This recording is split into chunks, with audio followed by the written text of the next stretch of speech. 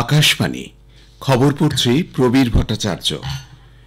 এখনকার বিশেষ বিশেষ খবর হলো, লোকসভায় আজ এক দেশ এক নির্বাচন সংক্রান্ত দুটি বিল পেশ করা হতে পারে। প্রধানমন্ত্রী নরেন্দ্র মোদী আজ রাজস্থানের জয়পুরে 46,300 কোটি টাকার বেশি মূল্যের জ্বালানি, সড়ক, রেল ও জল সংক্রান্ত 24টি প্রকল্পের উদ্বোধন ও ভিত্তিপ্রস্তর স্থাপন করবেন। কৃষকদের ব্যাংকিং এবং প্রাতিষ্ঠানিক আর্থিক নেটওয়ার্কে যুক্ত করতে সরকার এনডব্লিউআর ভিত্তিক ক্রেডিট গ্যারান্টি স্কিম চালু করেছে।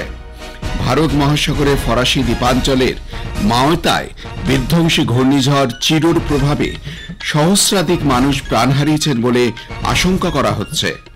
কনিষ্ঠতম বিশ্ব দাবা চ্যাম্পিয়ন ভারতের ডি গুকেশ নরওয়ে চেস টুর্নামেন্টে বিশ্বের শীর্ষ স্থানাধিকারী দাবাড়ু ম্যাগনাস কার্লসেনের বিরুদ্ধে খেলবেন।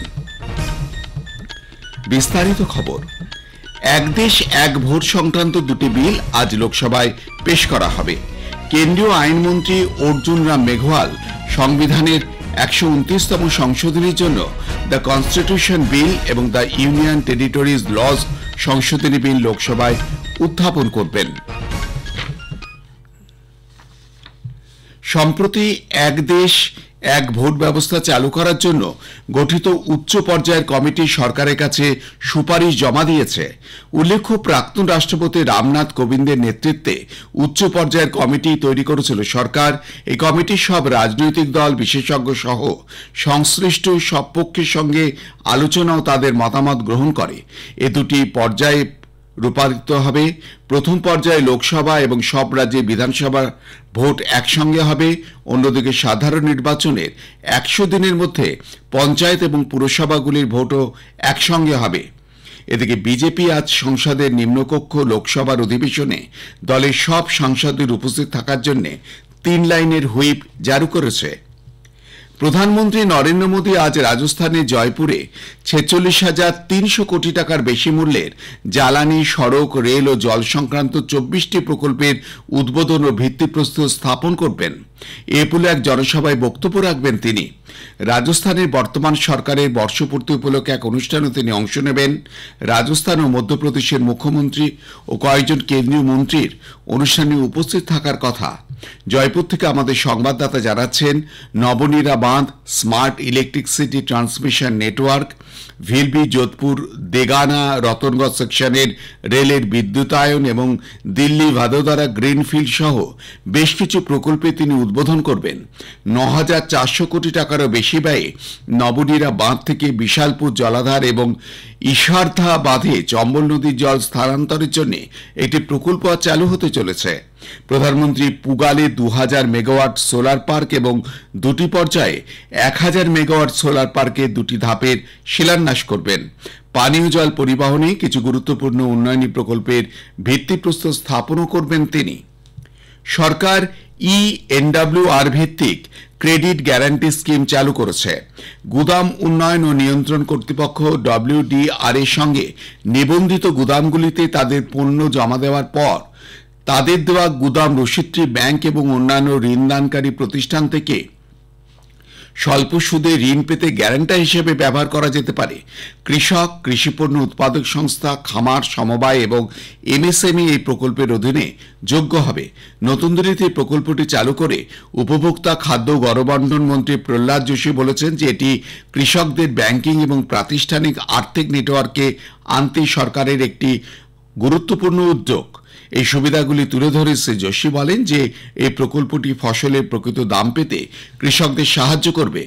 অনেক সময় কৃষকেরা উৎপাদিত পণ্য নষ্ট হয়ে যাওয়ার ভয়ে স্বল্প মূল্যে বিক্রি করে দিতে বাধ্য হন। শ্রী যোশী আরও বলেন যে মানব সম্পদ গুদাম তৈরির আহ্বান জানিয়ে কৃষকদের ঋণ দেওয়ার ক্ষেত্রে ব্যাংকগুলিকে আরও উদার হওয়ার উচিত। বিজ্ঞান ও প্রযুক্তি মন্ত্রী ডক্টর জিতেন্দ্র সিং বলেছেন যে আর্থিক প্রযুক্তির সঙ্গে ঐতিহ্যগত জ্ঞানের মিশ্রণ ভারতকে অন্যদের থেকে সুবিধা এনে দিতে পারে।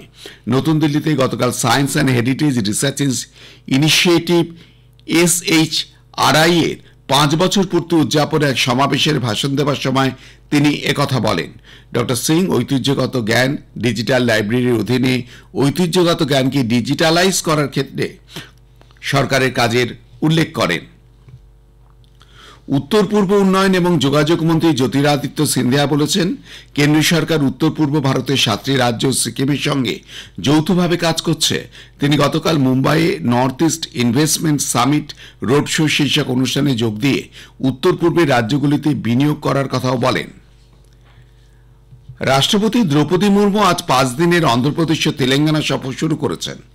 অন্ধ্রপ্রদেশ সফরকালে রাষ্ট্রপতি মঙ্গলগিরি এইমসের সমাবর্তন অনুষ্ঠানে যোগ দেবেন এবং সেকেন্দ্রাবাদে রাষ্ট্রপতি নীলায়মে একাধিক প্রকল্পের শিলান্যাস করবেন।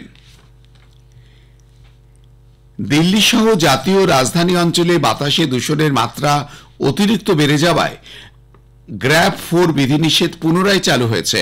গতকাল রাত 10টায় বাতাসের গুণগত মানের সূচক AQI 400 ছাড়িয়ে গেলে এই সংক্রান্ত ব্যবস্থাপনা কমিশন জরুরি ভিত্তিতে এই সিদ্ধান্ত নেয়।